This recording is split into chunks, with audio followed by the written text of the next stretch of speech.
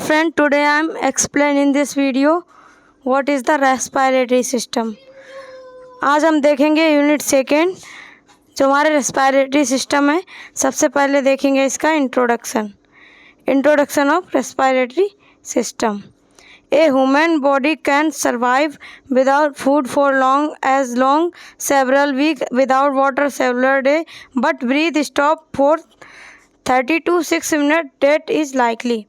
इसमें बोला गया है कि जो हमारी ह्यूमन बॉडी है वो फूड के बिना थोड़े दिन तक सरवाइव कर सकती है और पानी के बिना भी थोड़े दिन तक सरवाइव कर सकती है।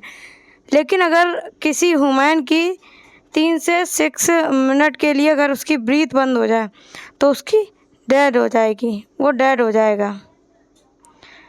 Body tissue especially heart and brain required a constant supply of oxygen. जो हमारा हार्ट और ब्रेन है इसको हमें कंटिन्यू रिक्वायर होती है ऑक्सीजन की।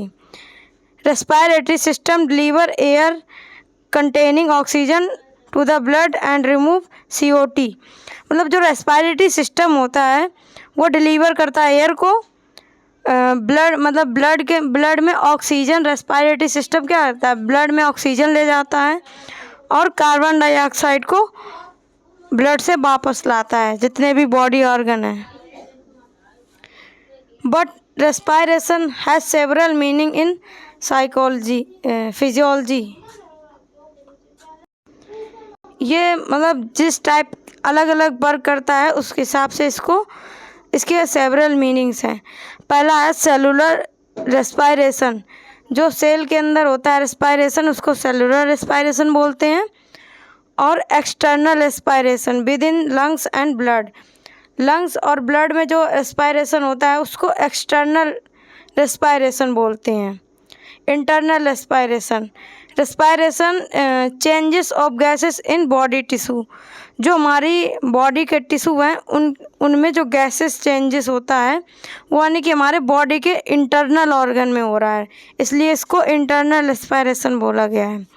External respiration lungs and blood, मतलब इसको एक्सटर्नल रेस्पिरेशन ही बोलेंगे जिसमें लंग्स एंड ब्लड के अंदर होता है। सेलुलर रेस्पिरेशन सेल के अंदर होता है। नेक्स्ट हम बात करेंगे function of respiration system.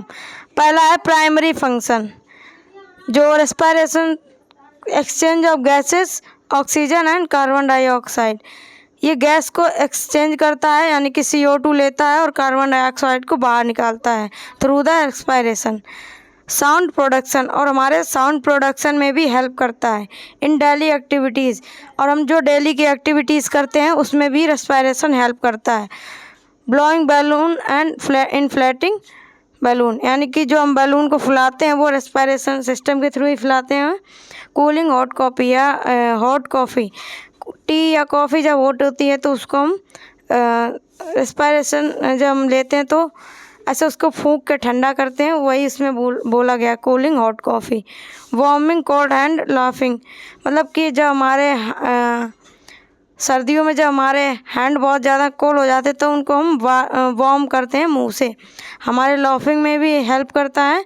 And crying, जब हम रोते हैं, स्नीजिंग में एंड कफिंग में। Maintain pH balance, respiratory tract filter warm and humidity inhaled air. और हमारे ये pH को भी बैलेंस करके रखता है, हमारी ये एयर को भी फिल्टर करता है। So thank you for watching my video. Please like and subscribe my channel।